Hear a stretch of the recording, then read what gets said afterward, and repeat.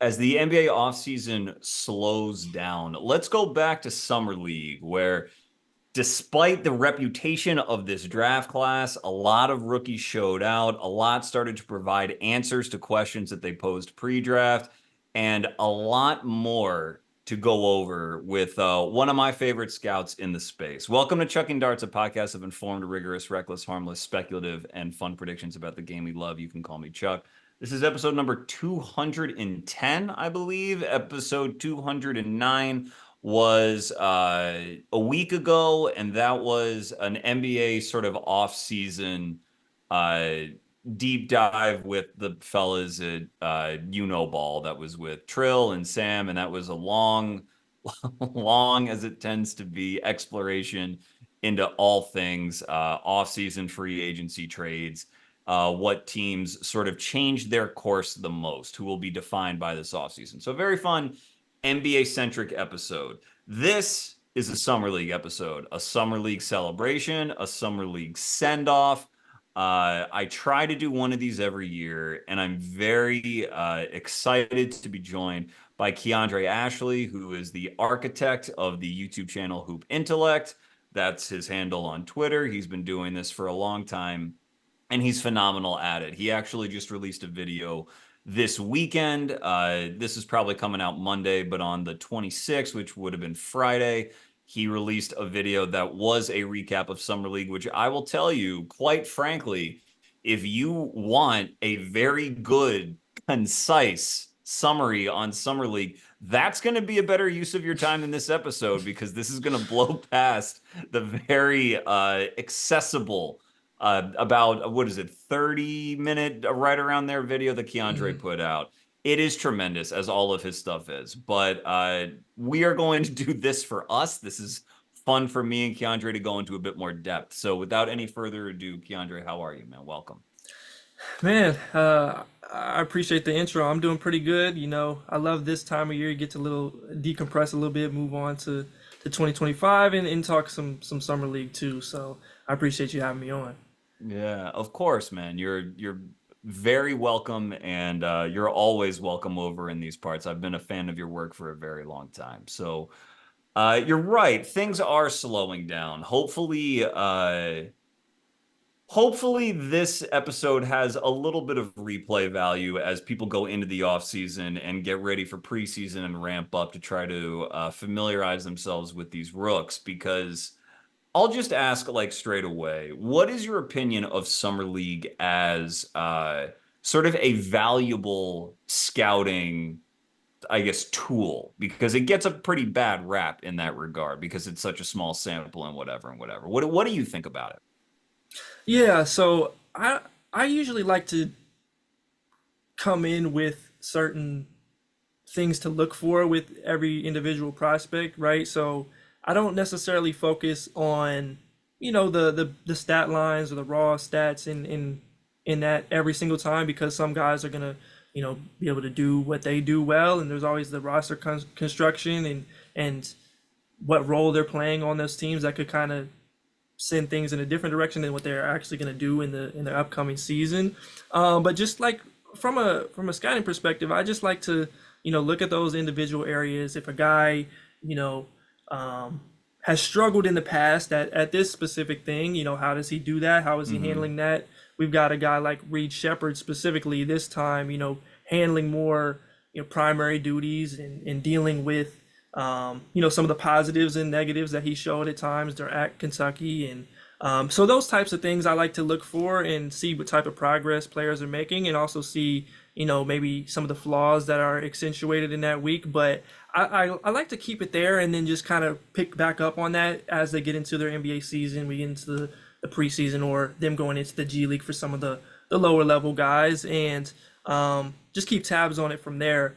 I think that there's like because there isn't always a ton of basketball going on at the time. We obviously had the Olympics this year, so that adds a different element. But there's always a habit or a want to overreact to everything, both positively and some negatively. You've got guys like a Trae Young in the past who might struggle a little bit. Everybody gets a little bit overzealous and tries to reach for certain things, but you just try to keep it there and focus on the process more than anything else. Yeah, I think that's an excellent approach. I think that's the right way to go about it. And I I think that in doing that, because like I am very open about the fact that I am prone to overreaction. It's one of the things I enjoy most about this work is getting excited, but you have to Yeah. obviously be able to separate fact from fiction. But I think that the urge, I think, to dismiss Summer League is just sort of a premature one. Not because not because it's replicable of the regular season, because for the reasons you stated, it's not. But it is just extra data in seeing these guys compete.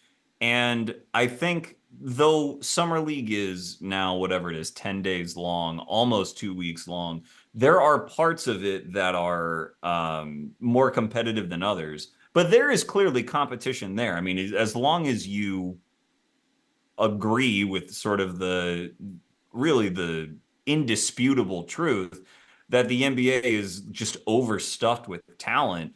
I mean, Summer League is taken more seriously than it ever has been because so many guys are fighting for their shot, not just rookies looking to prove themselves, Mhm. but guys older and older are in Summer League trying to get a two-way or trying to get an extended look, and that breeds real competition, So I there's a tendency to call almost everything a small sample size. Sometimes pre-college tape is a flawed sample size. And then if you're only in college for 1 or 2 years, well, that sample size is not that big. And then you get into the NBA and your rookie year isn't indicative. That's too small of a sample size. And it's really only until like you're in a playoff series is that relevant. And that's the smallest sample size of all. It's just a very Yeah. weird tangled web we weave in analyzing our NBA players.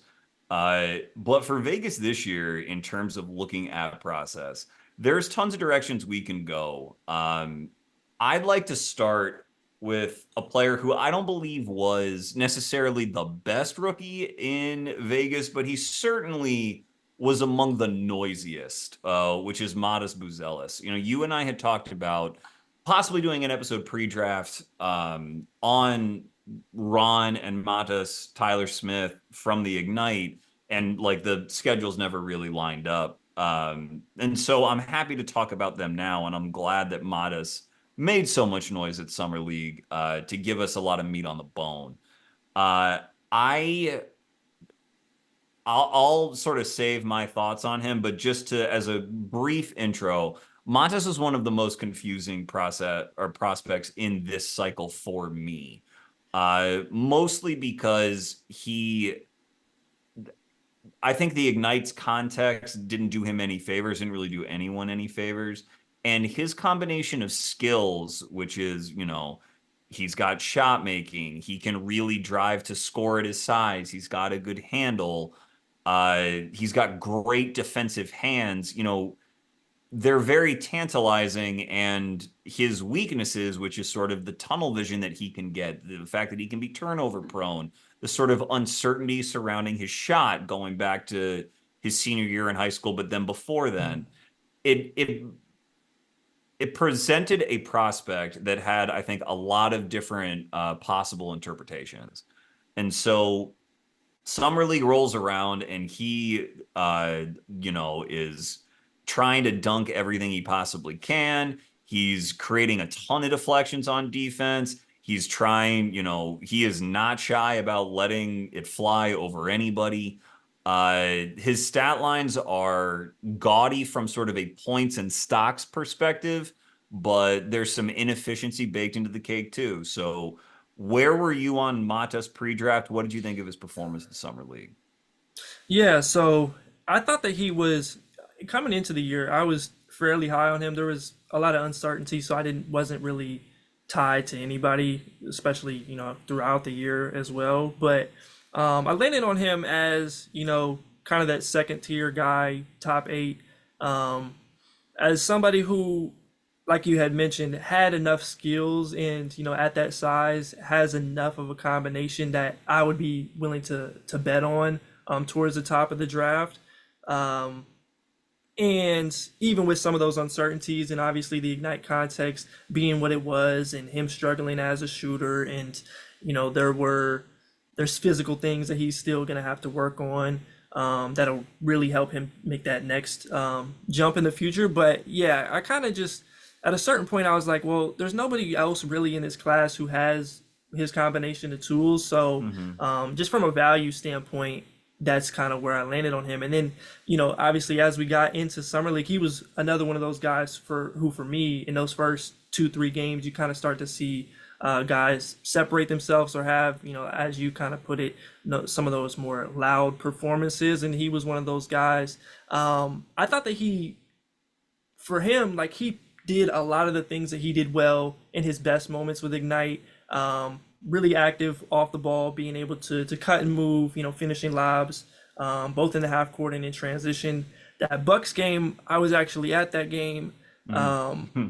and he didn't shoot it well, but I just thought his activity, his ability to get to the line, use a couple dribbles off pin downs, being able to get to the bucket and finish there, and just his sort of confidence that he was playing with. And I feel like you can pick up on some of those things a little bit easier in person than watching on the screen.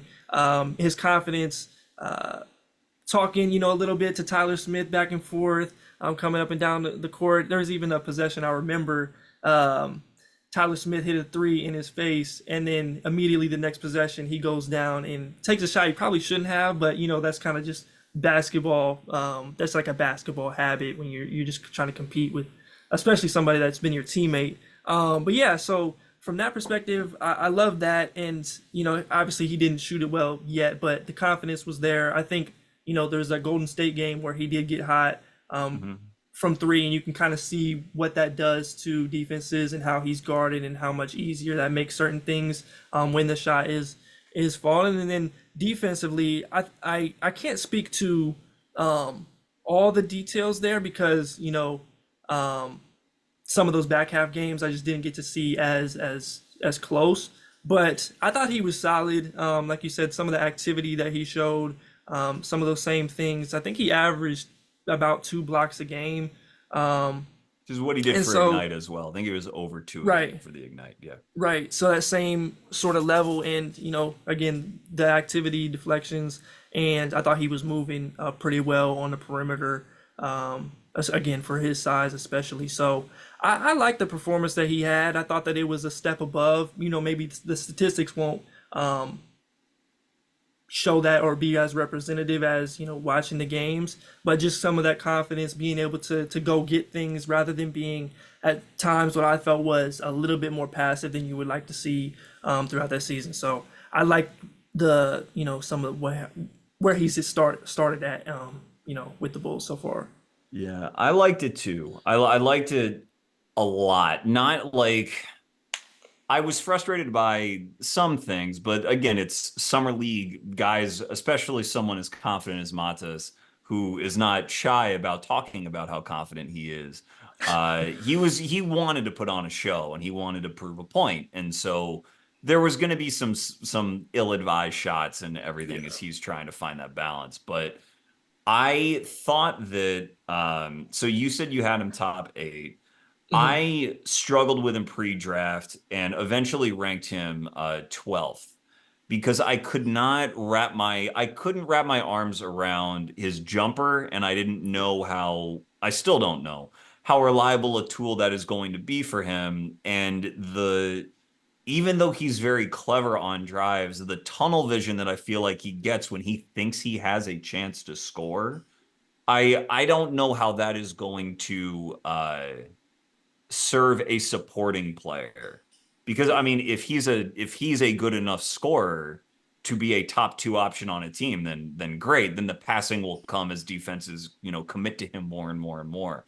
But if he is not that, then he really has to sort of change his wiring a little bit about what he's doing as he's attacking a defense. But and that like those are my questions that put him there. Hmm. I think that was probably towards maybe the floor of his value. I think Chicago can feel very good about drafting Yeah. him already, about getting him where they did. And in summer league, confidence popped off the screen or in person. To me, what stuck out the very most about him uh, were his hands on defense. And I knew they were good because the stats backed it up, and even just watching him in G League backed it up. That Ignite team was losing so much that there was lots of defensive communication breakdowns, but he would be in the right position sort of more often Mm, than not. You could tell that he was seeing things appropriately. And when you mentioned the passivity, uh, that sort of popped up every now and again in G League. I think that also, like, it's just so hard when it's so rare that the team is really competitive game to game to game, and you don't know who to attribute that to or what to attribute it yeah. to. But you wanted to see Matas in a scenario where it was just competitive all the time and how he was going to respond. And was he going to hunt his shot and then sort of take plays off on defense, and how would that work? But I thought like his two-way just motor was really, really good. And I thought that his hands both sort of not quite as the low man, but his hands closer to the basket in tight space, which popped to me in the G, Hmm. were really good. To me, Montes was a guy who is like I refer to him pre-draft as sort of like a drive into me defender. Doesn't have the quickest feet, like way, way out in space. Yeah. But if you challenge him and you try to bump him and you try to then get your shot off around or over him, he can sort of like Venus flytrap you a little bit Hmm. because he just has incredibly gifted, just natural hand coordination and placement for finding the ball and for deflecting the ball without fouling, whether that's on blocks or on strips on the way up. And what I saw in Vegas was that translated not only to those scenarios when drives are coming into him, but if he was helping or digging or if he was blitzing, above the break, it played there too. And he got some deflections there too. There was one play in that Golden State game that was like a sort of a agony and ecstasy sequence for him where he was driving. Podchemsky dug on him just because he showed the ball and he wasn't going to pass because he didn't do much of that off drives in summer league. They started going back, and then he sort of he didn't have a good angle at the ball handler, but he still twisted around and reached around the ball handler, poked it out on the opposite side, got it back, then went right back at Trace Jackson Davis and tried to like finish on him, and Trace like swatted it out of bounds. And I was like, that's a summer league sequence. That's like a rookie sequence. But you could see like all the talent that he had. But I guess that like causing deflections to that degree and having that much coordination made me feel better about him finding very stable minutes early, especially in Chicago, where they, I think, are going to have minutes to give out. But I think he will find a very good role early, and being his size and having the bounce that he does, he's sort of like impossible to keep out of an NBA rotation, which is very, very good. Where he goes, as it is with many players, depends on what sort of a scoring threat he can ultimately become. So where are you on that side of the ledger with him? Yeah, I have, those same kind of hesitations with him. Obviously, like I think the easiest pathway to him becoming somebody who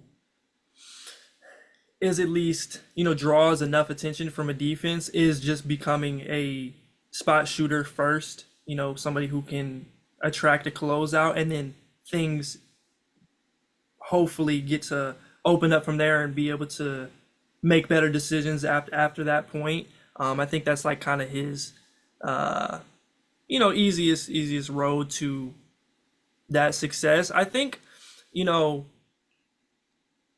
the thing that I was most intrigued by in summer league is, some of the handle stuff, some of the, Yeah. even if they were maybe like poor decisions, just being able to create some of the space and get certain shots that I didn't necessarily see all the time last year, with Ignite. That was the stuff that I thought was really interesting. And to your point before, like being a top two, three ish option on a team, I think that like I was a little bit more intrigued or impressed by that, kind of possibility. I feel like most of the people in this draft kind of just project baseline as somebody who's going to complement rather than really push the needle.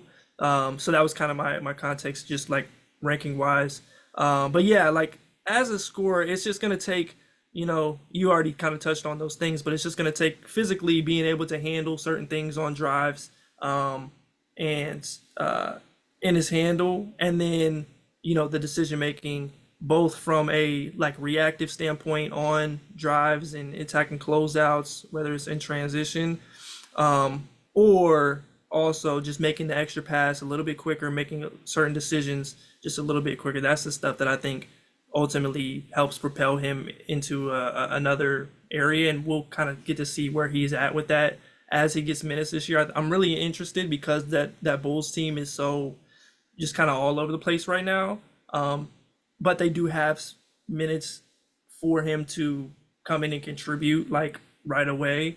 That I'm very curious to see like just where those things go. But yeah, I'm kind of just like taking the wait and see. He just has the tools. It's just like it's really for me just about the shot first, and then everything else kind of falls in line after that. And like he did show some of the like 1 foot stuff, the dark fades throughout Hmm. some the Ignite season, and he showed a little bit of that in Vegas too. It's just more about like, can you do that consistently against a guy who is actually going to be at least close to an NBA roster or a high level, um, European player at the minimum. So Yeah, yeah. and memorably, he hit that turnaround jumper over Brandon Miller in the Hmm. Rising Stars game to like win like one of the games in that like one night tournament that they do.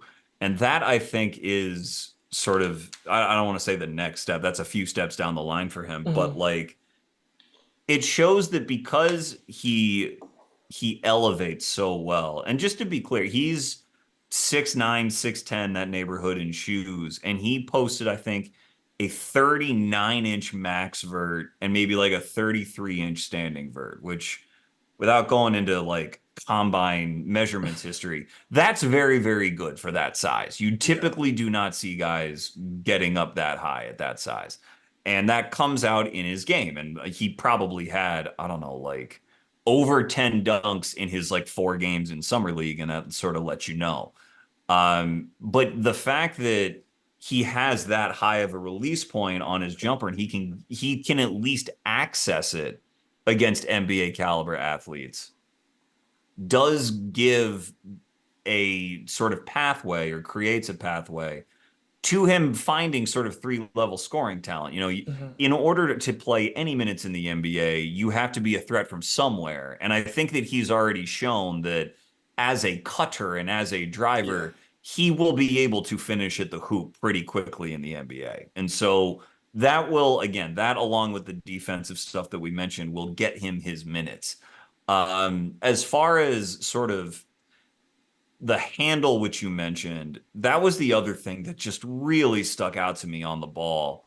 Like, not that it was perfect, because it wasn't always perfect, but just the natural facility he had with the ball and the confidence that he had in laying in his moves to create space, whether it was for a step back or for a drive, just really popped to me. And if this is, the worst basketball player he will ever be in the NBA, then you can pretty easily imagine that he's going to start down the line, which is why I feel as though I was too low on him. I think a rubric I like to use for rookies in summer league is, do I think in a year you're just going to be like way too good for summer league? Buzelis isn't quite there because the decision making, again, when he Yeah. thinks he has a chance to score, that ball is not coming out. And so that is a problem.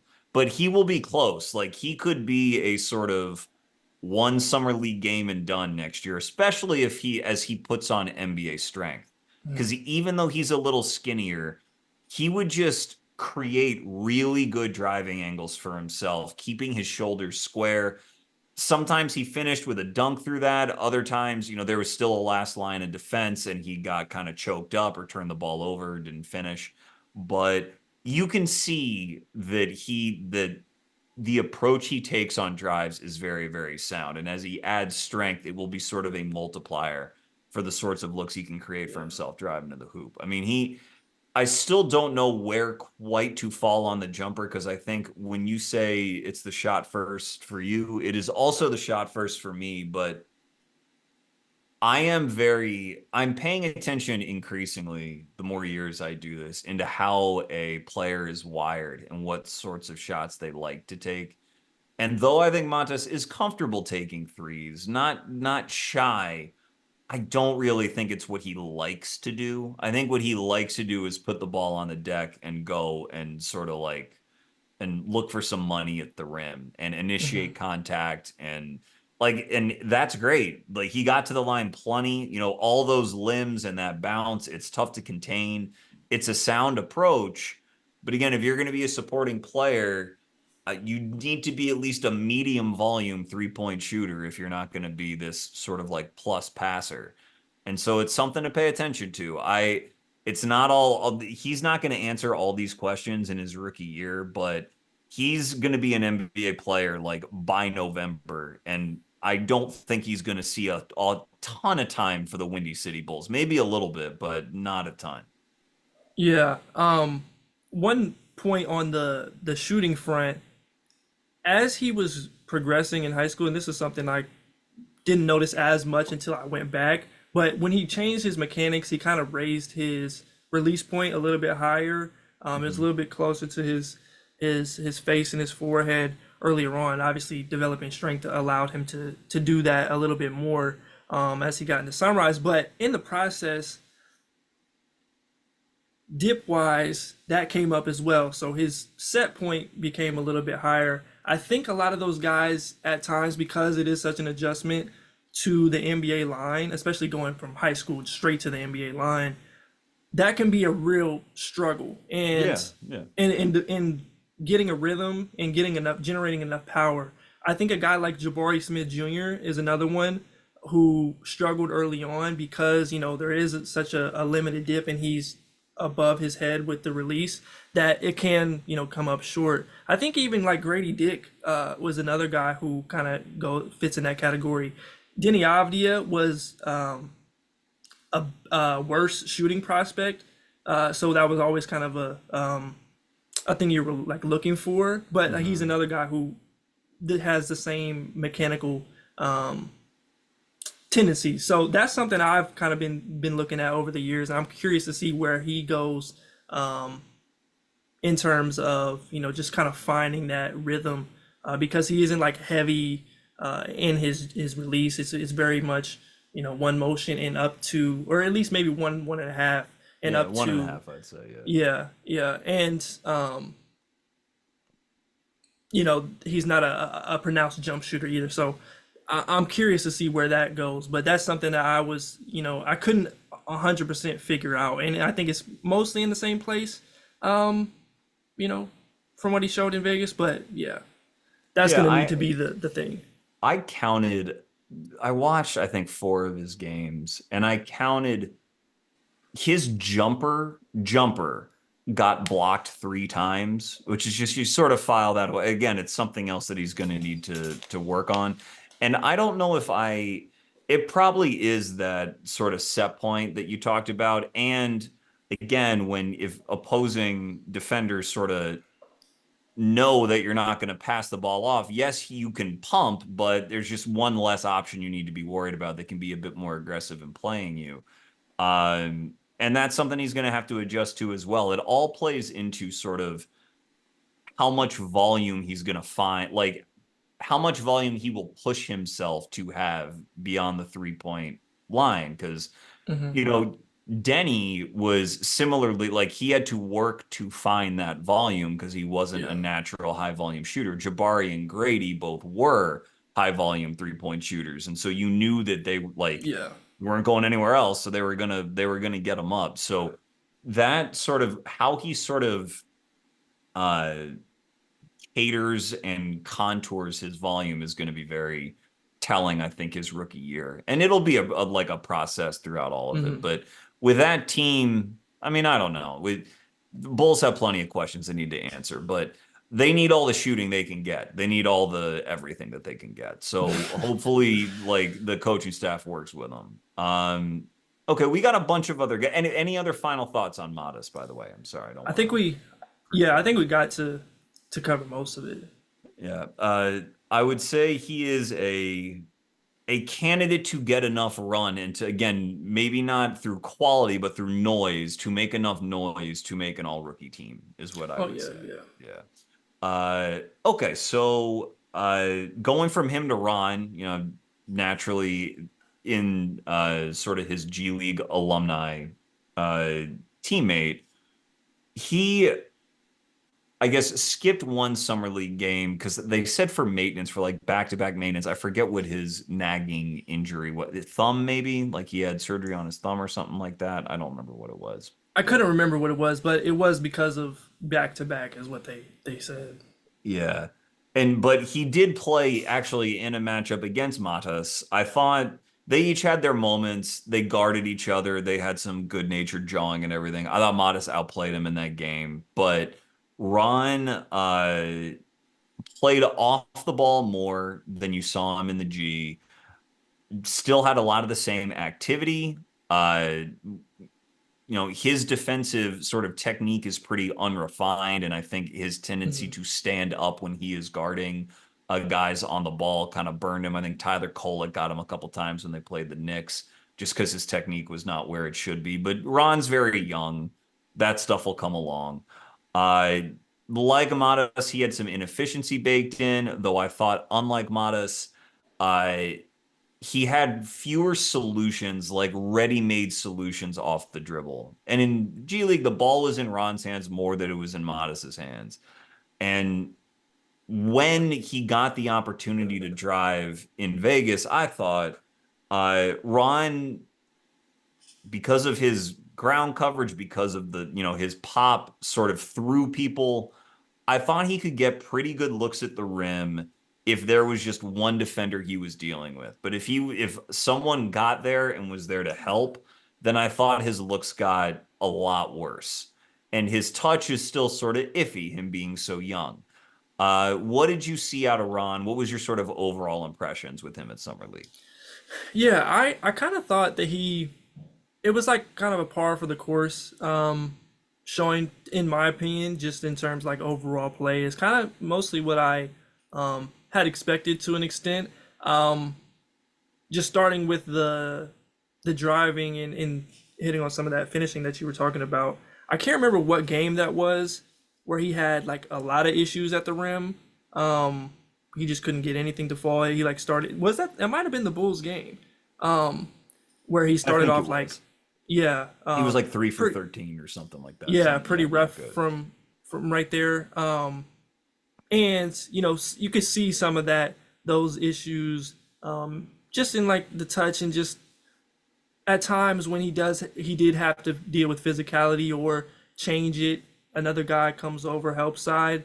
It didn't yield the best results. I thought later on, as summer league went on, some of those later games, he was pretty good, especially like with using the floater a little bit, or just being like 3 feet away from the bucket and kissing it off the glass, or just even trying some of those shots over the top of the rim. I kind of like to see that from him, because at times in the G that just wasn't there at all. It was either all the way you getting fouled, or a really bad miss that led to a transition opportunity. So I liked some of that, just from a development standpoint. Like, he's clearly been working on different solutions. Now, it may not have been great yet, but there's at least just a little bit more there at the rim. I agree with what you said on the kind of like counters, and just being able to get to certain things as a driver, or just a self creator. I thought that there were some of those same times where if he does get cut off and he is trying to go to his right hand, it's a little bit slower in getting to the next thing or a counter Hmm. than it needs to be right now. That's like one of the bigger steps, I think, for him, is just like putting it all together and being able to fully hit on some of his abilities as a slasher and creator and like that athletic ability and just being able to get spots, that's where he's gonna need to improve a little bit more. You know, shooting wise, similar place. I like the confidence at least for him, but until those later games, he struggled a bit. Liked his activity on offensive glass. I think his cutting and movement was something that popped even more than at times it did in the Ignite because he did have the ball so much throughout the season.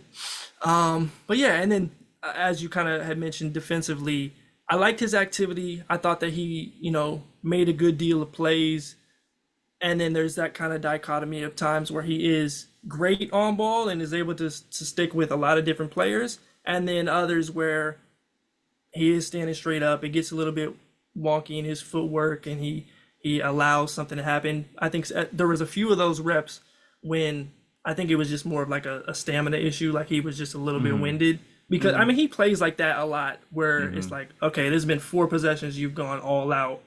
I kind of understand why this happens, but some of that was there. But yeah, like overall, oh, also offensively, I need to mention this too.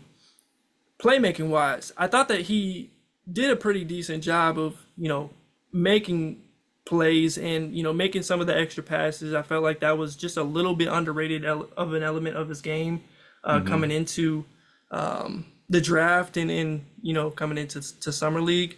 Obviously, from there was a couple times like you said on drives where he could have made another play and instead went for a look at the rim. But overall, I like that, and he kept the turnovers pretty low. I think he only averages 1 turnover a game through those 4 games, which for somebody who when he did have the ball in his hands, he kind of got a little reckless with it earlier on. So yeah, overall, I thought it was good. I'm interested to hear what your thoughts were, just more.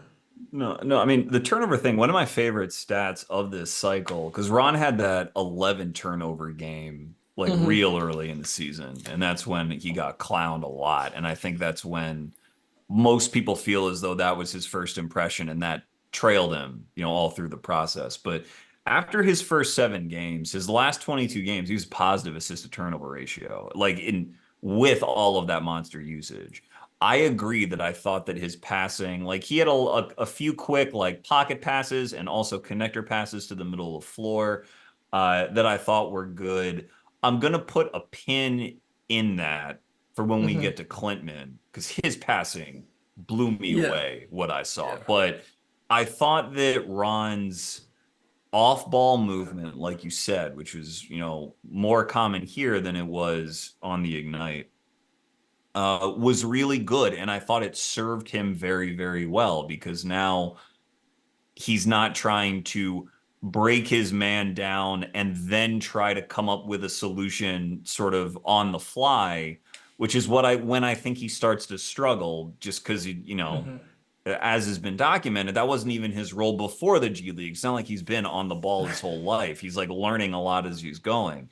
But when he was able, when they would run a play for him and he would do some sort of like an Iverson cut or he'd, come off a pin down and then loop back Hmm. down.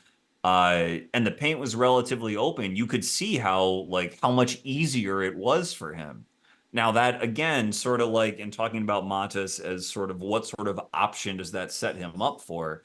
If that sets him up to be sort of a lower dribble, more tertiary kind of offensive option, that creates a little bit of a question because those guys who play more primarily off the ball, all of them need to shoot really well in order to get where they want to go in the NBA and to return top 5 value. And he was taken fifth.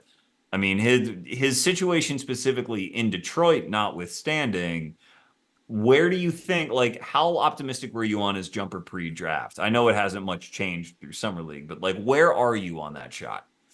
Yeah, I feel like he's more of a, like it's gonna be a process for him, but I think when you look at his combination of one, the confidence and volume, two, his ability to and I think like mechanically like it is at least fluid enough, especially when he didn't think, like there was a lot of times possessions where he jabbed 3 times and then just throw it up there, and it's like, okay, that's not going to be a great shot for him. But Mhm. I think that he at least, the free throw percentage, rolls up. I think that there's at least a pathway for him to be league average, and that is why I had him, top five.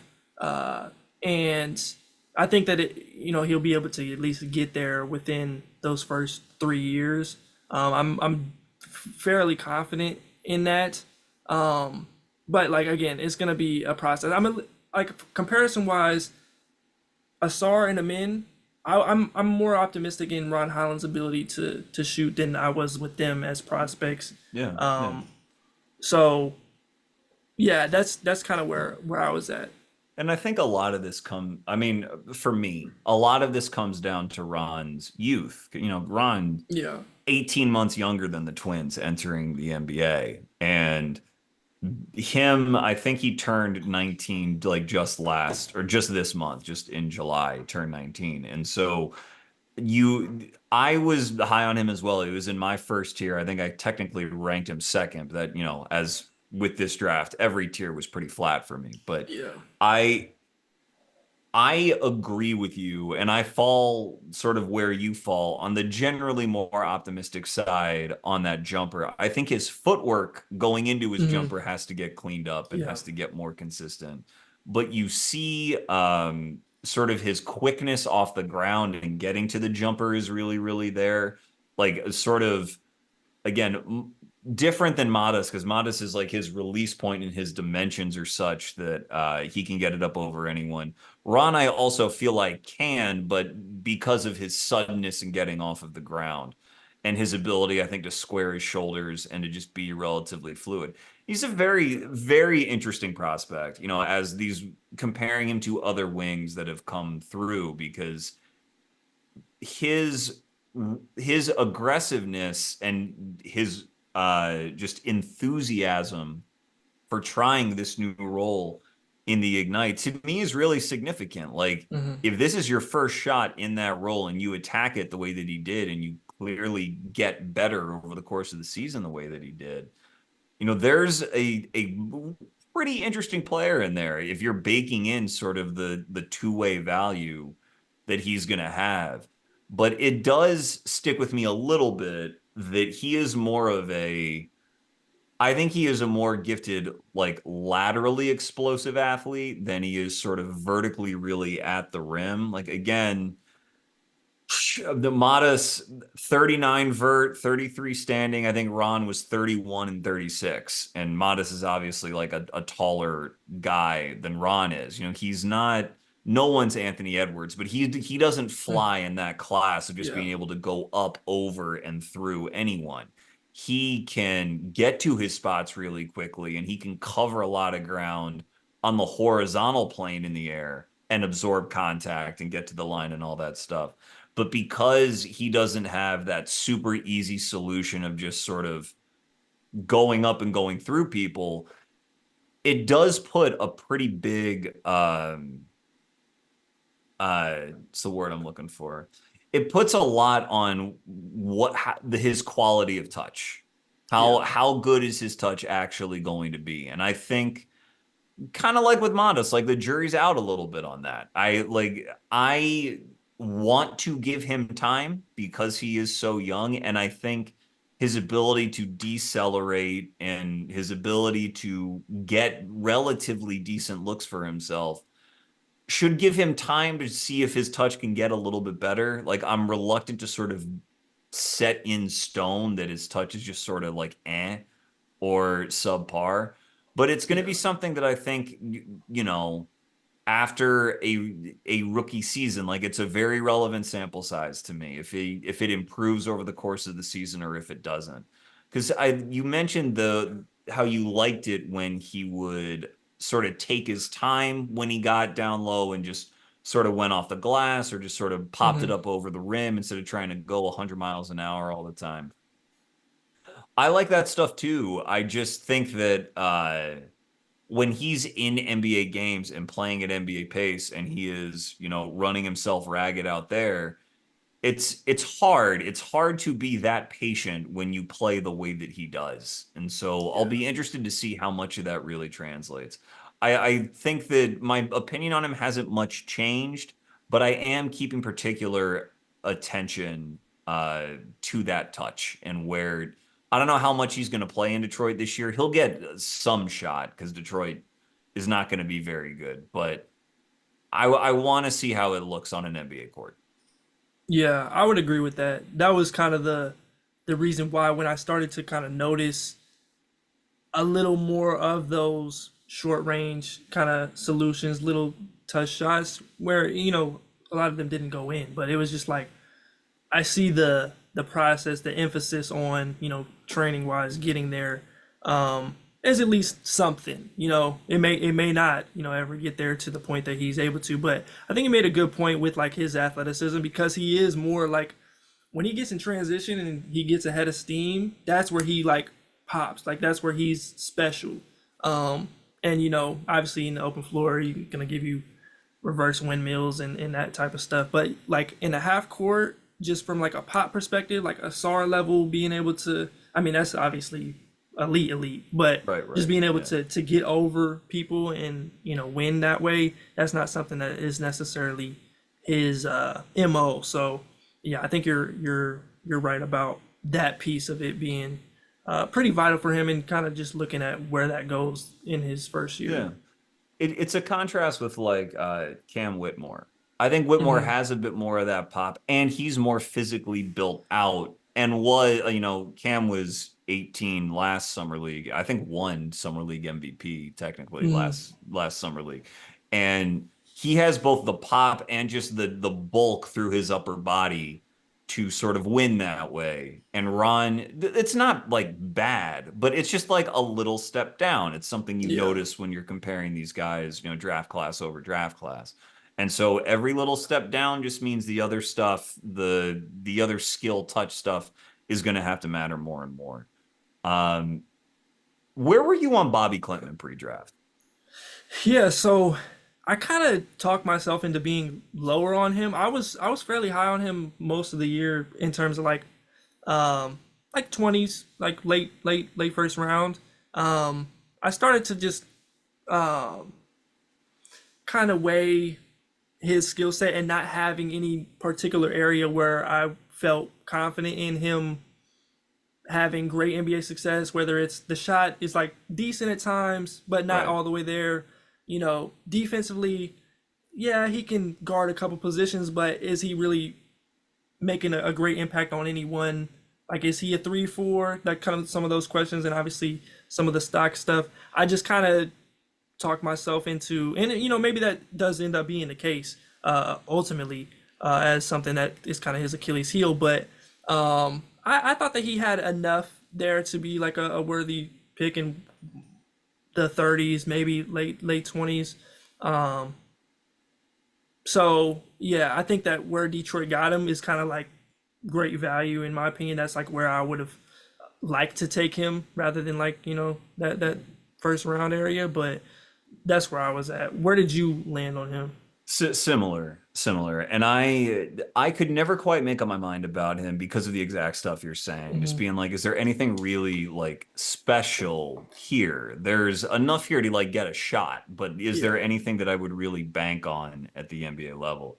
Um, and Clint Lake, man, I thought that among wing-sized players, and you can, if another name pops in your head, please let me know. But I thought he passed the ball as well as any wing-sized player I saw in Vegas. And Yeah.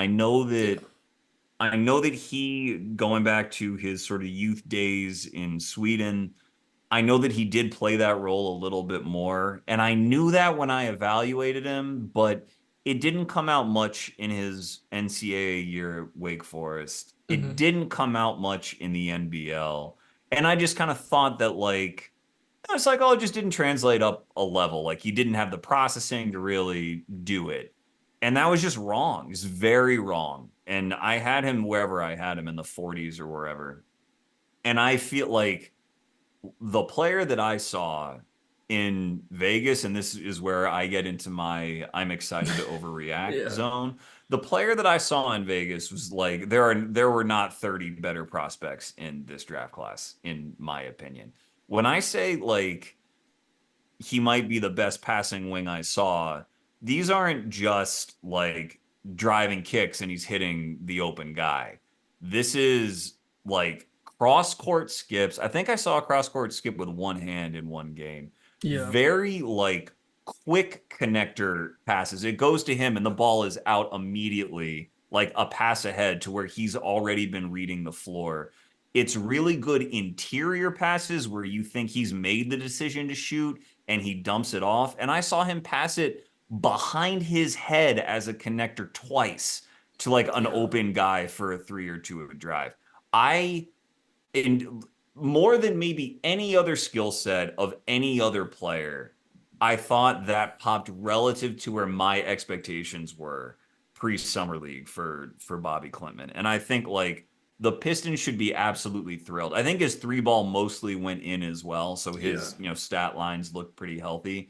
He has a little bit of a slower release from three. I don't know that he'll ever really be a high volume guy, but he has the natural size to where you can sort of imagine him as a four, maybe a small five, but like that is an NBA player to me. I would be now, you would color me stunned if he does not stick around in the NBA for like at least several years and probably will get a second contract. That's how like bullish I want to be on Bobi Yeah. Klintman right now.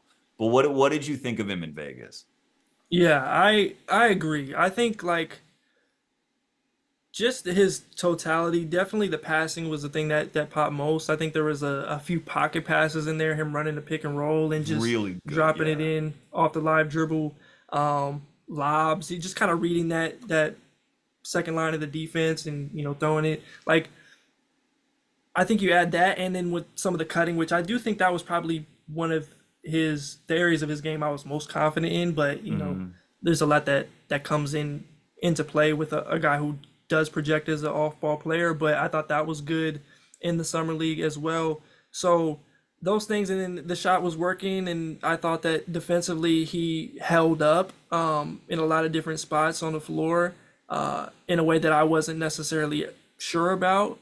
Obviously, there's bigger tests ahead of him, but I thought he was solid on that end too. So just like overall, like I don't want to overreact. Of course, Please do, you man. try If to you're gonna overreact anywhere, this is the place to do it. We're nice and deep in right now. Go ahead.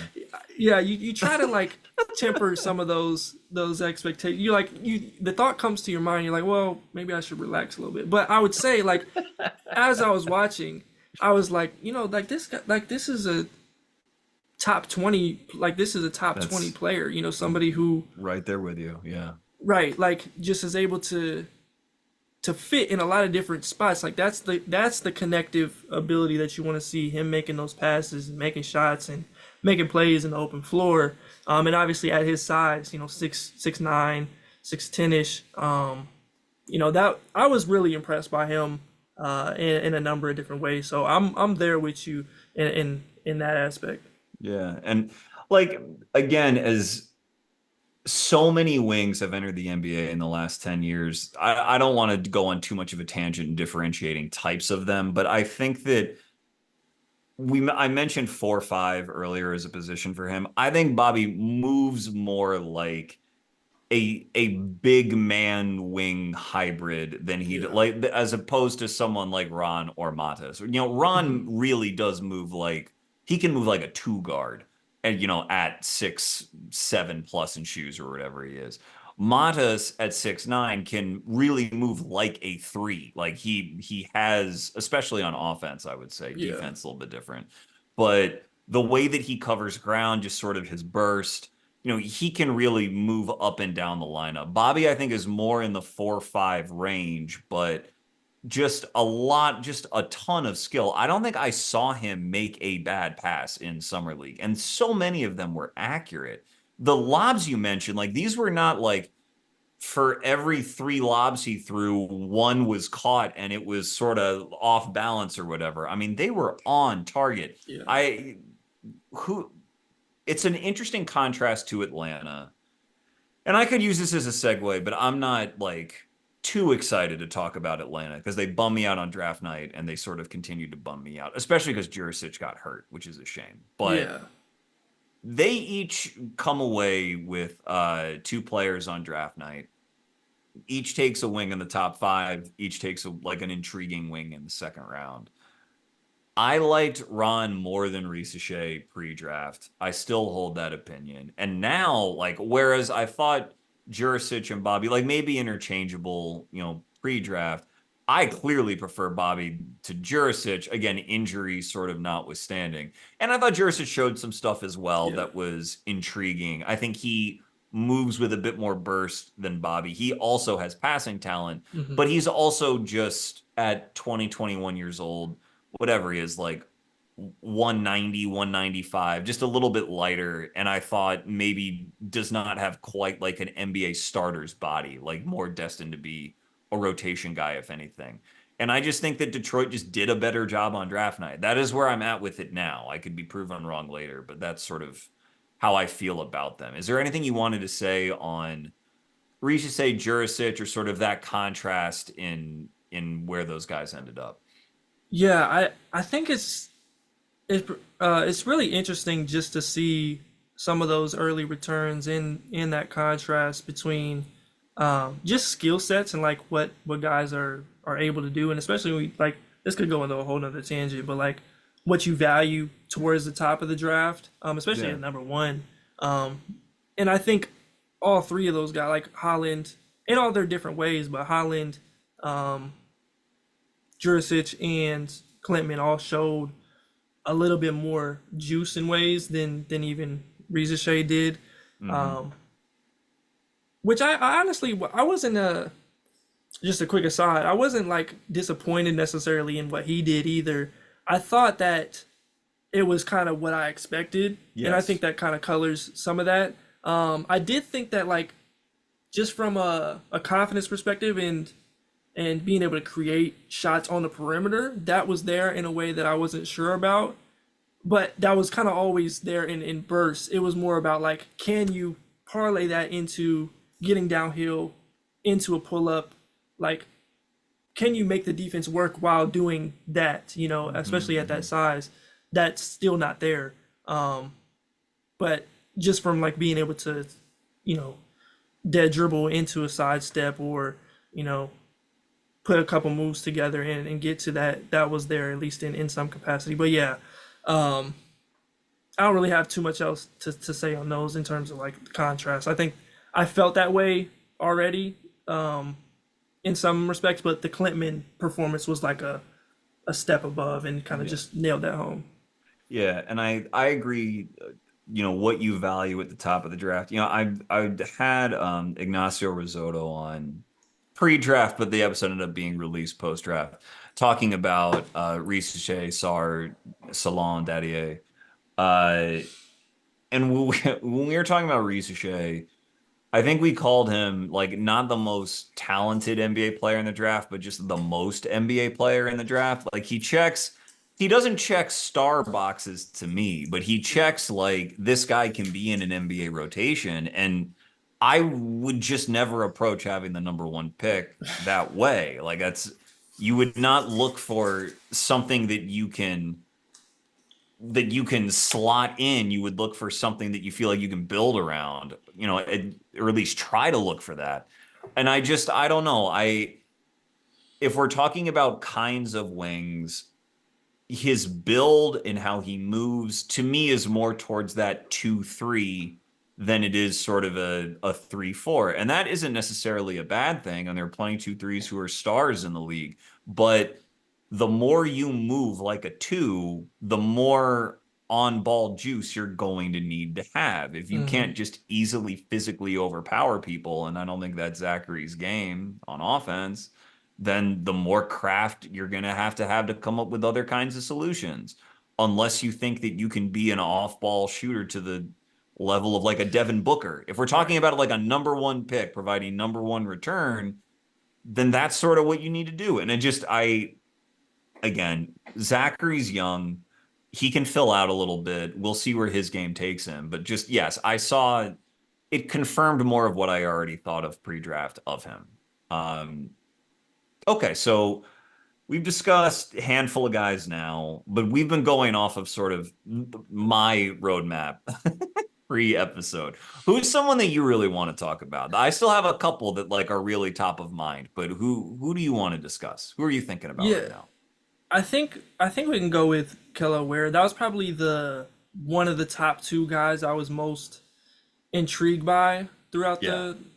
the couple weeks. I thought, just from a just like a performance standpoint, I thought that he did everything that he did well at Indiana, and just like as a prospect, going back to who he was coming out of high school, the guy that you wanted to see, just being able to protect the rim, finish shots above the rim, play with like a little bit more of that tenacity and fire. I think some of the motor stuff was became just a little bit overemphasized. I felt like he kind of dispelled that, throughout the year at Indiana, but at the same time, it kind of still like colored my perspective of him. But I just thought like I think he had the luxury of playing with like a really good context. Like for the summer league, you got guys like Alondes Williams coming off the bench. Like anytime you have that, like Hmm. for a play finisher, that's heaven. You got Josh Christopher playing well, and you got guys like Zion pulling off the bench as well. So like that was a great part of it. But I just thought he did his job. He did his job well.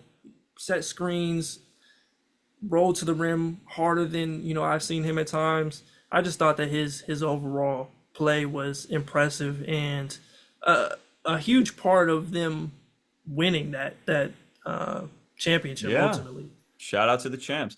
I thought that he top to bottom from beginning to end was like he probably contributed the most to winning of any rookie at Summer League. I will say that. Like Right. he obviously couldn't do the things that Reed Sheppard was doing, and vice versa. Reed can't play like Ware, but Reed's an offensive initiator that always is more prioritized at the top of the draft anyway. So I'm not going to go Mhm. ahead and say that Ware was just like much better than Reed at Summer League, but I thought that he he was amazing. I thought he was great. And you really I saw their game against the Celtics in person, which I think was that first Saturday, which to me, Yeah. I was only there a couple days, but the first few days are when all of the A squads are really playing before they Mhm. thin out a little bit. And I thought that was the best game I saw, like by far. Just intensity, physicality, preparation of both squads. I That one really seemed like it was in a league higher than the summer league, the quality of play Definitely. in that game. And Kalel like absolutely belonged. The pitch for him always revolves around his size and his touch and in his athleticism. He's another guy who killed the combine. Not many guys who are 7'1" put up the numbers that he put up. Yeah. uh and I thought that the motor stuff, I never really considered it a motor issue with him when I watched him. And I watched him more at Indiana than I did at Oregon because his name kind of fell out of draft waters Yeah. relatively early in the process last year. At Indiana, I didn't think that there was a motor issue. I thought it was just a reactivity issue. I thought he was late in diagnosing some plays, and so his slowness to react maybe mimicked a poor motor, which was not it to me. And I think in summer league, he would again. He had a great team around him. They won the title, but I think in summer league there are fewer offensive options that reliably engage a big who is playing drop, like who just dusts their initial man. I think just sort of a lot of the play goes through guards, maybe some guards who are a little bit older, who are trying to, get jobs. Offense runs through them. and there's usually enough athletes to like contain them a little bit better to where they're not nonstop pressuring the rim the way that Ware will see at the NBA level. And so like it'll be much harder for him. Now Hmm. he's going to come off the bench backing up Bam Adebayo and everything, but like Kel'El, that the touch he had, him finishing lobs, and like him not holding the ball too much, getting off of it, and just playing end to end, being enormous. That Yeah. wingspan. He was great. I mean, he really was great. And Miami is a great environment for him. I think it's funny when people are like, "This guy, this guy is such a Heat player, a Heat culture player," because I think that's just every basketball player.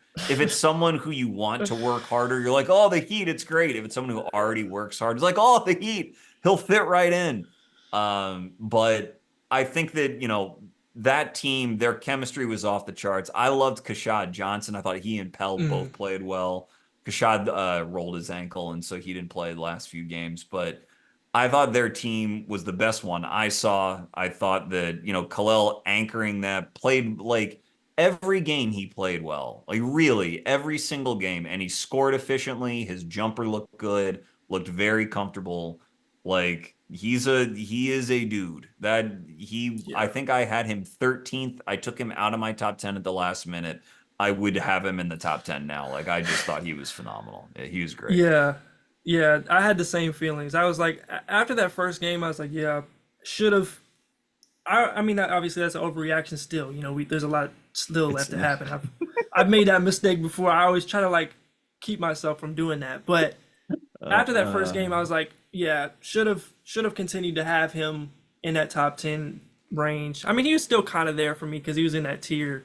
yeah, But yeah. like it's just one of those guys who's like, yeah, the confidence should have been there, especially like the way he was used at Indiana, super heavy post up. Like that's Big Ten basketball. Like you Hmm. got to play, and the rest of their team needed him to.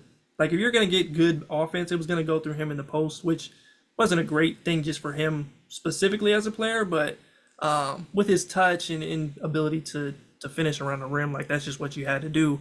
I thought moving, like getting to see him in that more more of a role that's going to look like what it will in the NBA in summer league. He did that extremely well.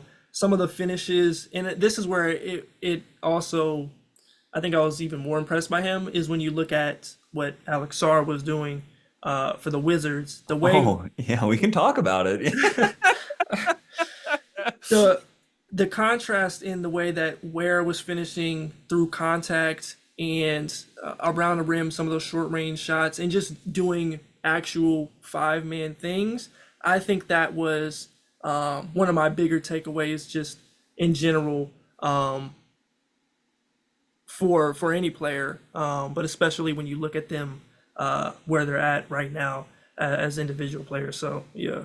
Yeah, he knows who he is. Yeah, like, and how he wants to play. And that's another great thing, I think, about Miami as an organization. And not just Miami, but like all good NBA Hmm. organizations, I think seek out players who know who they are and seek out players for whom the organization, have a clear vision in mind that sort of aligns with the players. Sar, and not to get on too much of a tangent with Sar, but like, he whatever that pre-draft intel was about him wanting to go to Washington because he wanted to play the four or something.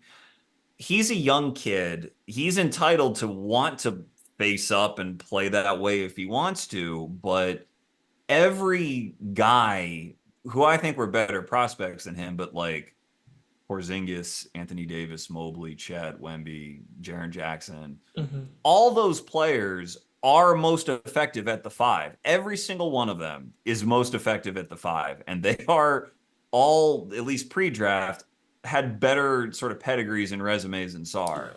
Like, and maybe he'll embrace that eventually.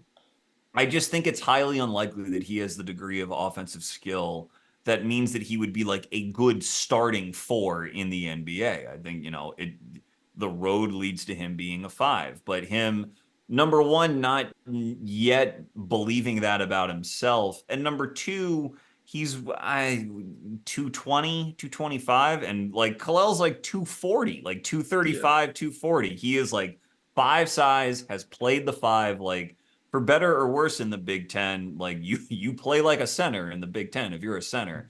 And so like now he has a role, and that's all Miami wants him to be. They want him to be like the best version of himself that he already knows how to play. And that just gives him another head start. And it's why I probably should have flipped. I think I had Sar seventh.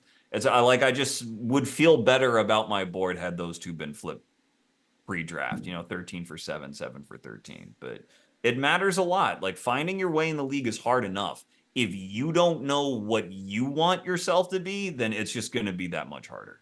Yeah, I think, it didn't help Sar either that like the team that he was playing with too. And I think from a coaching perspective, I do like the opportunity to like, hey, just go out there and do it. Like just figure it out. Whatever happens, happens. Because some of those looks, like if he was hitting, like let's say he hit like 3 or 4 more threes throughout the week, I think people would have a different perspective on what he did. But like at the same time, my biggest issue was like, and you could see this at in the NBL. It's like you have to make contact on the screens as a five, or just as a screener in general, to open up.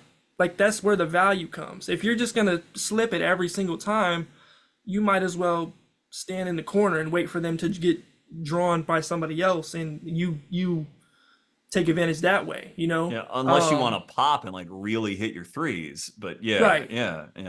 right. So I don't think that he made direct contact on anyone in those 4 games that he played, or 3 games, whatever it was.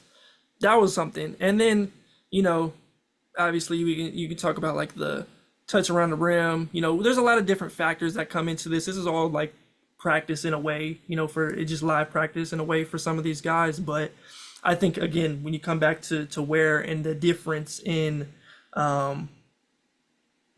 just knowing who you are, doing that thing first and foremost, and then the rest of maybe you can stretch the floor, maybe you can make a little bit more decisions. That stuff comes in handy. I did like Sar's passing. I think that part of his game Yeah. is actually I feel more confident about that actually being something that he does in the league, as long as the other stuff can obviously get there. But yeah, it was just kind of a big difference in the two of them.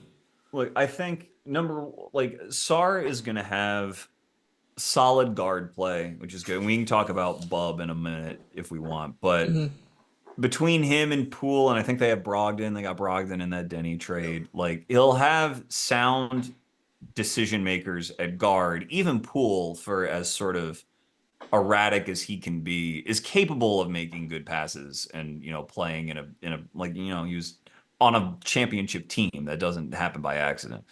And with the combination of minutes and sort of the Wizards' motivations to tank, like Sar will get live reps to try to figure some of this out, which is really, really good. But if he were he in a different environment and he really needed to earn his minutes, he'd be in trouble, because that passing is nice, but that's the only sort of thing that you get to display if you're already succeeding in the most important parts of your role.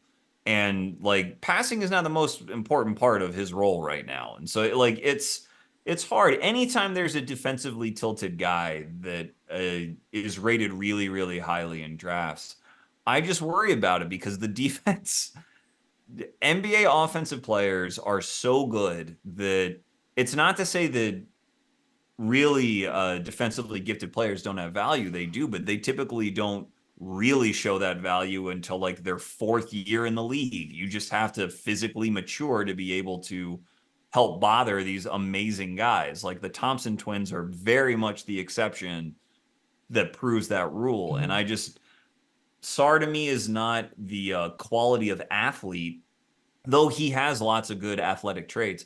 He's not the quality of athlete to come in and like instantly be a defensive asset to his team. And so that makes everything else that much harder. But in Washington, he at least will have enough rope to where he'll be able to work some of this out. But it's tough. he's got a road ahead of him for sure. Yeah, and I would say that as a guy who was pretty high on Sar. Not necessarily in the context of like multiple classes in terms of caliber of prospect. I didn't think that he was a guy that should necessarily be in like tier one as Hmm. the guy and separated from everybody else. I thought that him and Holland and Sheppard and guys like that were in the area. It just kind of depended on the team context and the way that the lottery shook out ended up being kind of weird. But yeah, I think that those a lot of my biggest concerns about him were on full display in summer leagues. So I think for him, it comes down like this is what we were talking about with Buzelis in a way, but like the way that he's playing right now is way too there's too much of an emphasis on him being like a knockdown shooter. The way that like he was playing in summer league, like he was playing like for some the parts of the game that he went 0 for 15, like you would think that he was his shot profile. You thought he was Davis Bertans or something. With Yeah, the way that he was yeah, playing. yeah. But yeah, so I think that they know that they know what he's gonna need to do to be successful. I think at least the gravity of somebody like a Jordan Poole when he can get hot, like it's gonna open up things for him. But there's a lot that he's gonna have to work through, at least based off of what he showed. Um, What did you think about maybe not a Davis Bertans level shot type, but what do you think about Klingan getting his threes up and sort of how much a part of his game do you expect that to be? How do you think Klingan played? I loved what Klingon did defensively. I thought offensively it was uh, pretty much what I expected in some ways, like in a way that you know some of the stuff he's able to do as a he's not a guy who can get vertical as a lob threat. There were certain things I thought he did. He finished like a good amount of plays on non-rim two attempts. Like there was a decent volume of that this year, but I still had some concerns in his ability to like use a push shot or those types of things. So, and also not having great guards or anybody else who was like a Hmm. plus offensive player in this setting kind of led to some rougher attempts for him. But three wise, I like it. I like the confidence. I don't know that that's gonna be something that's gonna be a real part of his game until like later on. Not necessarily because of any mechanical issue or anything. I thought that when anytime you shoot 60% from the free throw line, Right, I'm right. not gonna value that as being a part of your game in the future as much as you might show it in workouts or in practice. But I think that he's just gonna be better served around the rim, adding value as an offensive rebounder and doing those types of things rather than spacing the floor. At least right now, some of those things could change and in the future. And I think also playing with like a guy like Scoop, like you just want to set screens and be around in a Hmm. lot of ways. Hmm. But yeah, I don't know. I thought that he was fine. I loved the defense. Made a lot of plays there. Set a record for blocks per game. At least for a rookie. I think it was for anybody in summer league. But I'm Yeah, no curious summer league what you thought. stats Yeah. back in Wilt's day, but yeah, he certainly, yeah. Yeah. I think like I thought he did well as too, and I thought his sort of his the field goal percentage his first couple games was low. He's also a guy who's never had like amazing touch around the rim for someone Yeah. as big as he is, and I think that masked how well he really was playing the not only the rest of the way, but even in those games defensively. Yeah.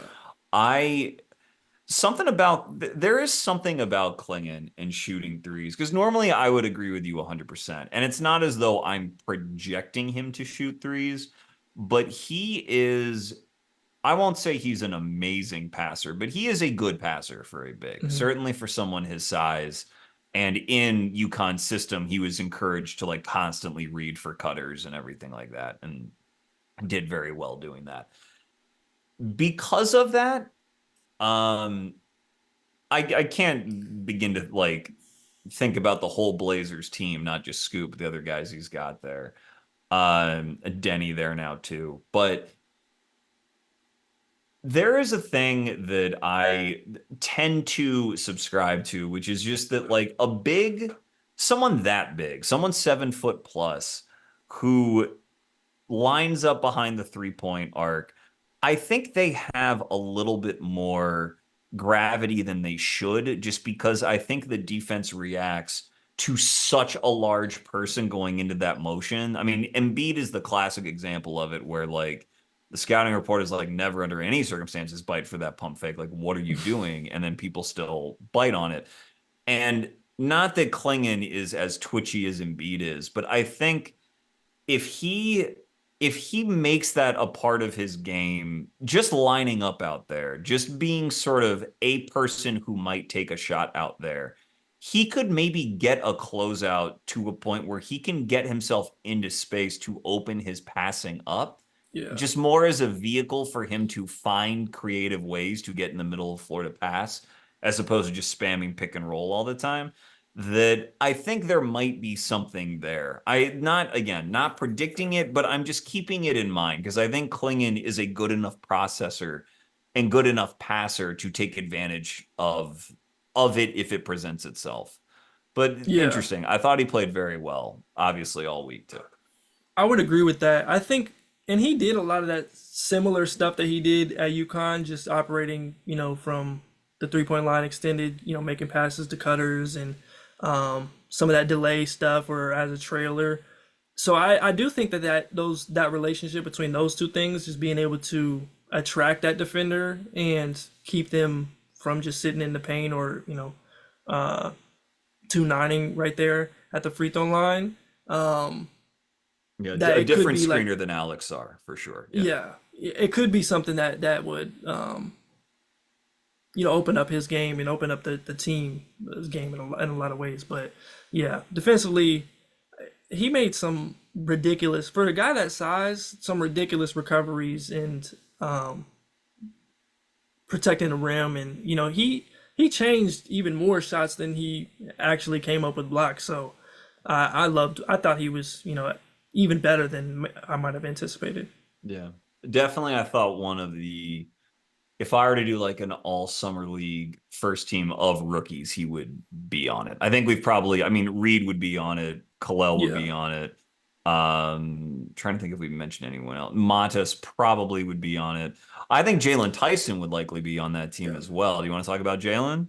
yeah, for sure. Go I for mean, it. yeah, he was a guy who I liked a lot, and there was like a lot of different opinions about him as a player, but I thought that starting off, obviously, you got guys like Craig Porter Jr. out there. You've got Amani Bates, who is going to take shots. And we know one thing about him: the shots are going up, and they're going up every second. But you got guys like that out there, and I thought that his adjustment just to playing a role early on, and taking and making some spot threes, cutting, moving without the ball, even with some certain times where it didn't necessarily go according to plan or great in a way. I thought that he was really good at just kind of fitting in early on in those first games, and then defensively, I thought he was aware. I thought that he stayed attached in a lot of different situations. Thought he communicated fairly well from the games that I got to see in person. That stuff I was really interested to see because at Cal it was such a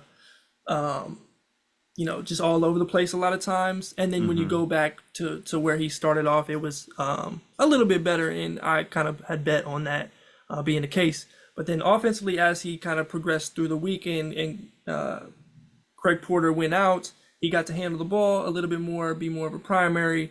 That's when he popped in a big way, and I'm really excited to see what he's able to do. I thought that he made great decisions. I thought that his passing was even more on point. Like there was fewer times where you felt like that was late or it was kind of a bad decision.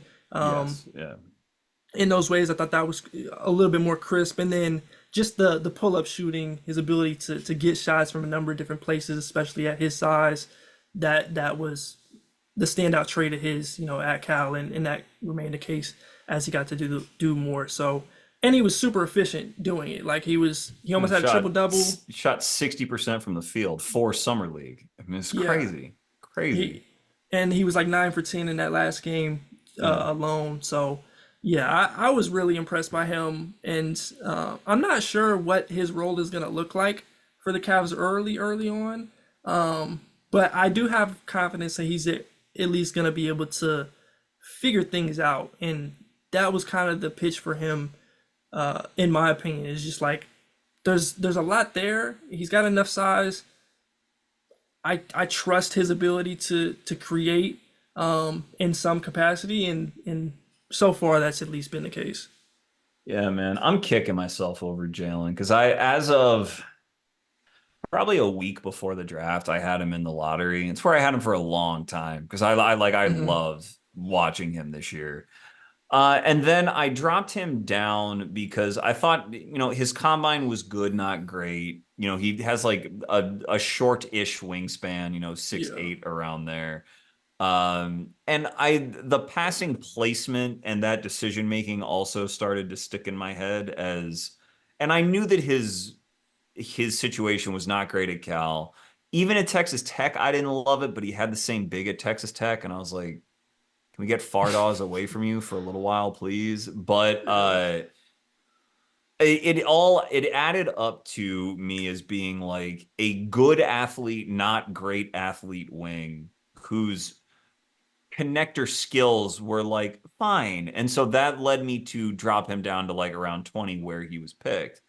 Uh he was so good in summer league, so good. And I thought that his finishing creativity Yeah. and his finishing touch contributing to those gaudy, field goal percentage numbers. It's hard for me to say that this is like a permanent sticky skill because that is small sample to rely on the ball going in is indicative of the fact that it's going to continue to go in that way. But man, high off the glass finishes, lefty finishes. He's always been creative, with his last step because he's not the most athletic guy in creating angles for himself. He's always been strong. But for, you know, the version of this player, obviously to more extreme extent a couple of years ago, was Jalen Williams as a wing. Again, better dimensions, better athlete, but as a guy who handled a massive load for his college team, but unquestionably had really, really good touch. Jalen, I think, shot 55% from two and like 40% from three. So everything about Jalen popped. Hmm. With Tyson, it's a bit more subtle because I think he shot 57% at the rim at Cal with that context, but on like 210 layup attempts, which is a ton. You're talking about just layup attempts like seven a game, in college. And that is I think I indexed maybe a little bit more towards the percentage than towards the volume. Like, how is this guy who is not the most athletic guy in the world getting all of these layups?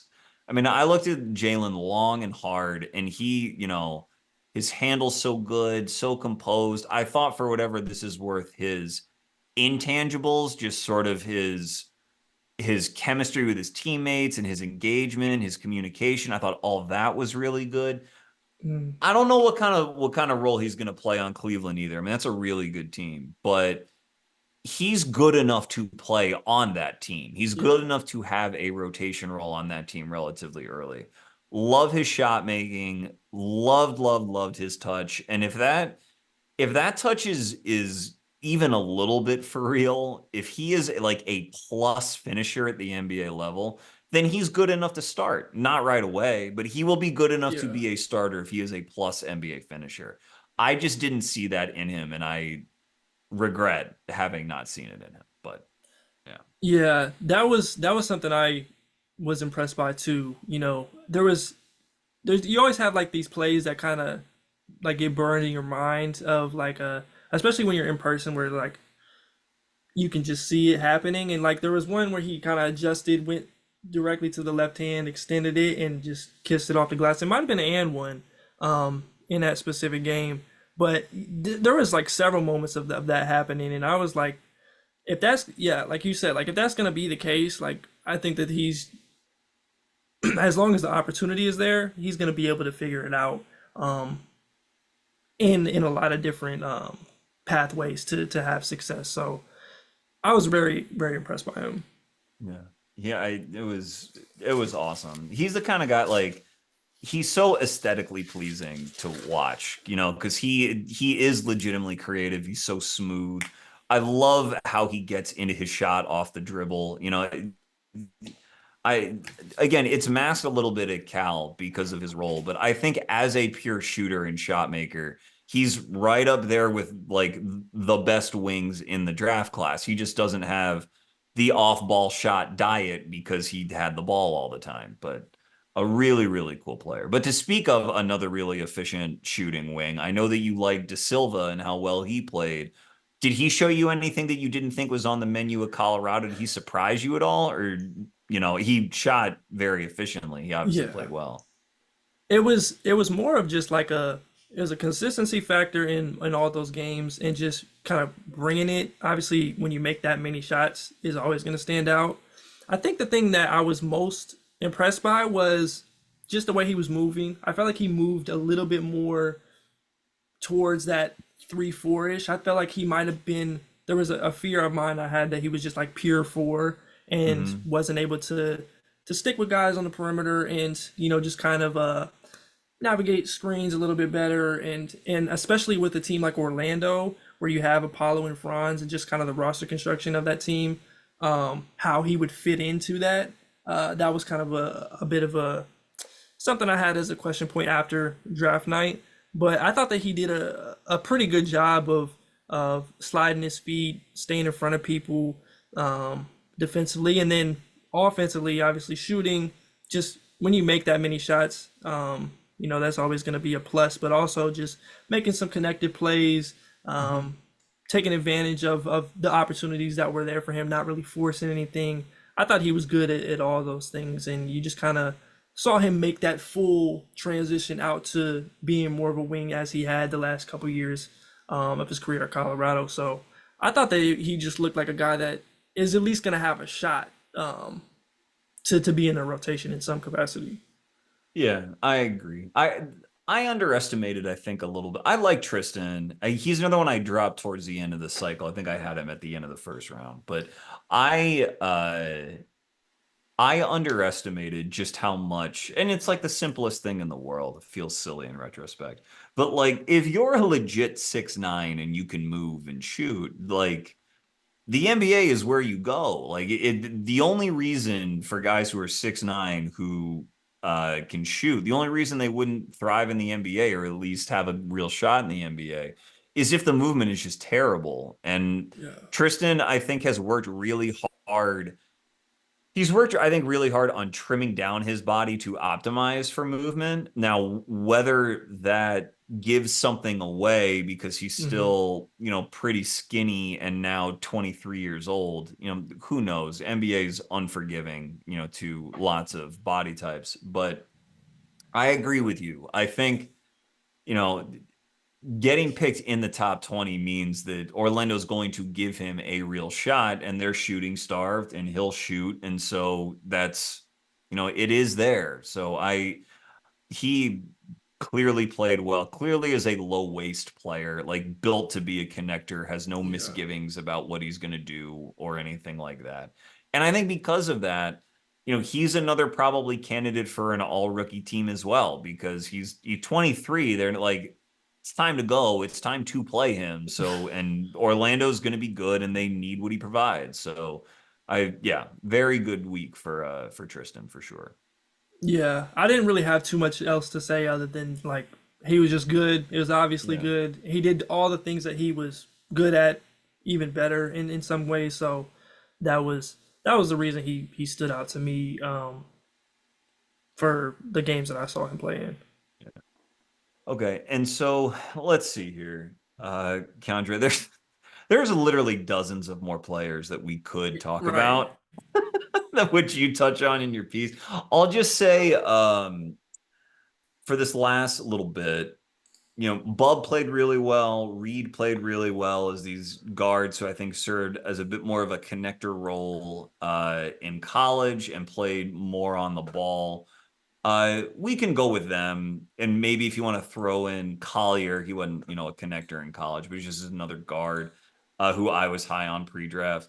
What did you think about the three of them? And I guess who, not necessarily who you were highest on, but who did the most in that sort of more on-ball role in your eyes to sort of open them up?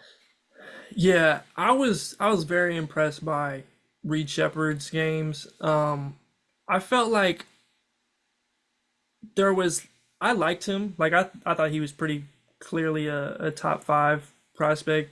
I think I had him third. Yeah, me Um, too. so in some respects, like it was like that's what he should have been doing.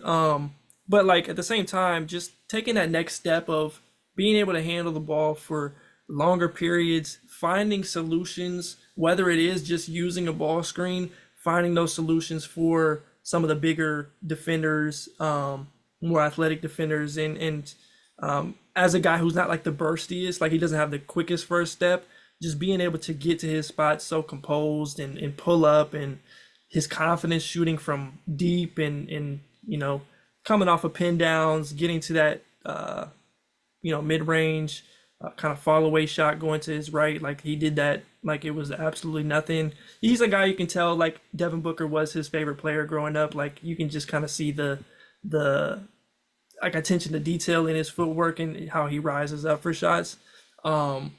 But yeah, I thought that was great just from a scoring perspective, and then also making decisions like just finding guys consistently, using that times that he was able to get into the paint and making a good decision from there. And there were some times that turnovers got to him. I think that Minnesota game kind of illustrated some of the concerns that might have had in some of the ball handling and handling somebody like a Dacian Nix when he's hounding you. Yeah, Dacian played Um, well, man. yeah, he did.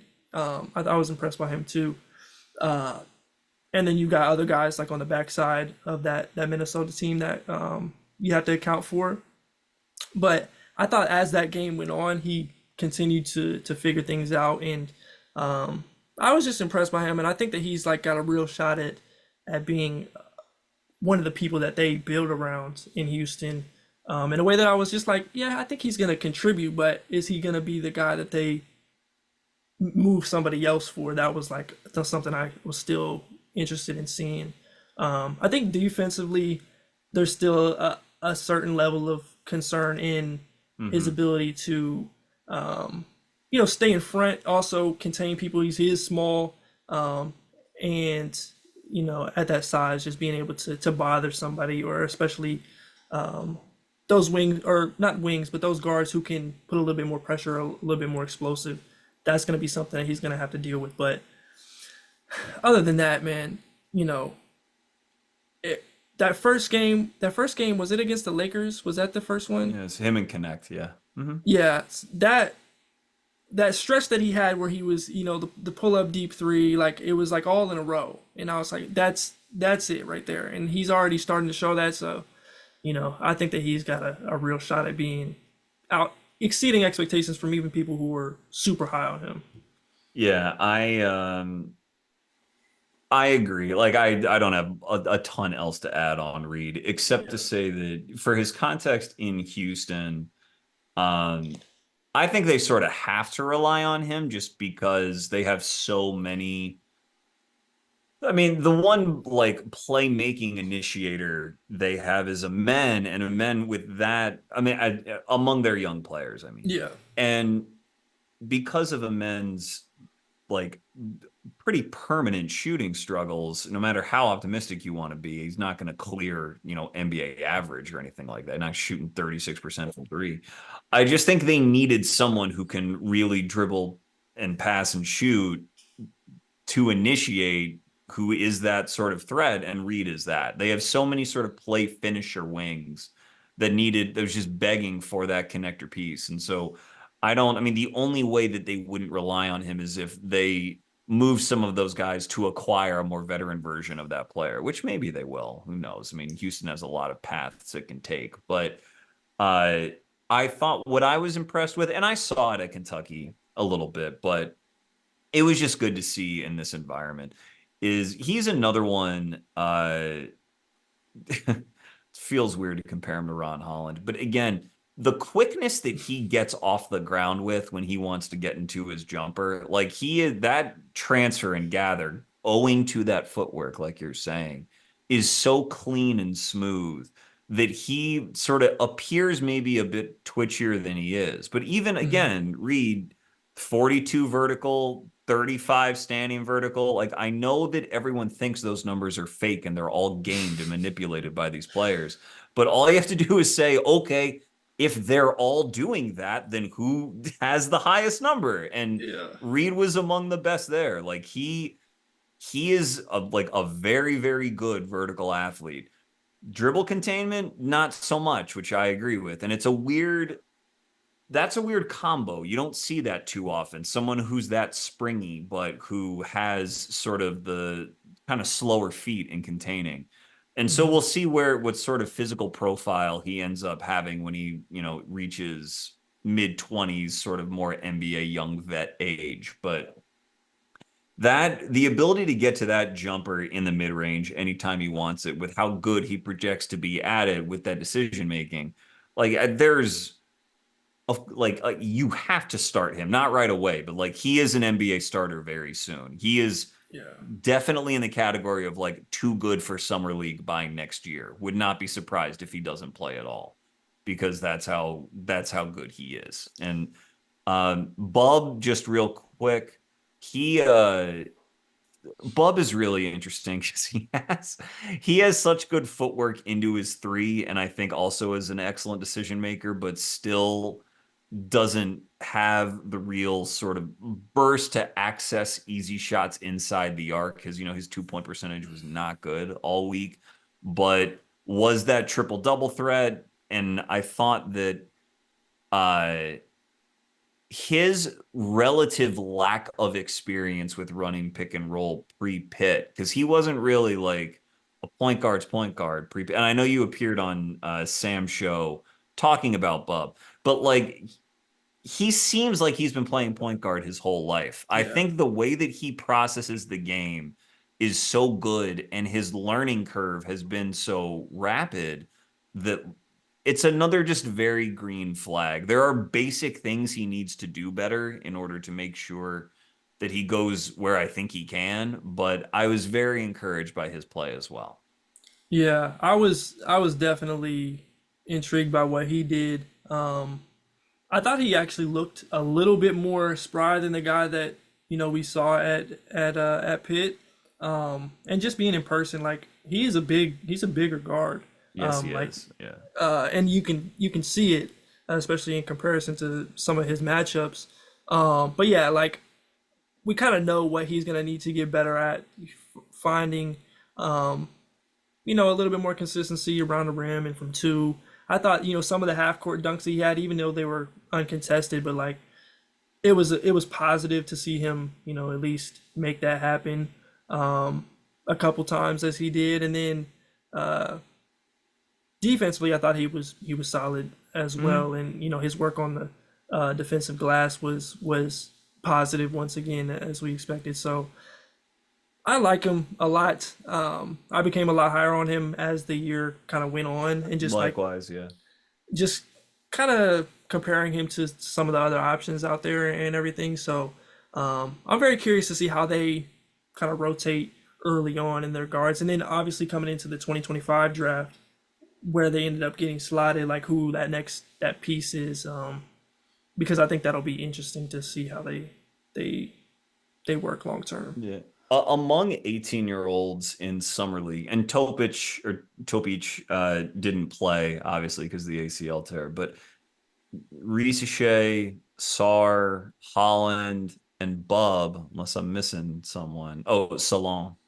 Hmm. I mean, you could argue Bub played the best out of all those guys, and then it's very relevant. Again, one of the things that I saw more in person more than picking up just watching Pitt. And again, they had Jalen Lowe and Ismail Leggett, like it's been there, before at Pitt. And Bub's more of a connector. Like Bub was dictating that team's offense, and Yeah. not just in a default way either. Like you can tell that he is going to be a natural leader on the floor. And for a kid that young to do it, even in summer league, is something to remember, something to put in your Yeah. pocket.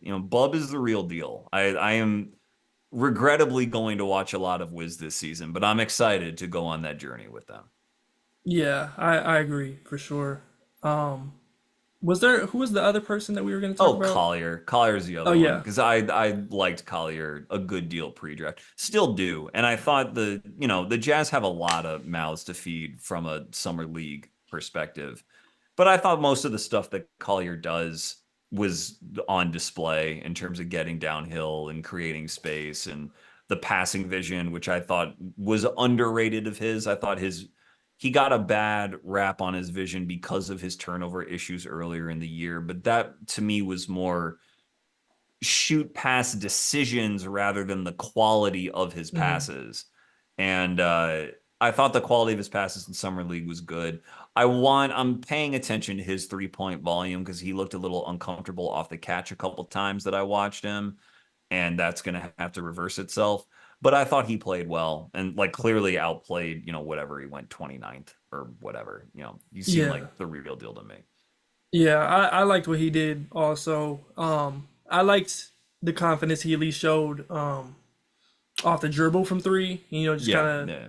identifying some of those unders and doing those types of things.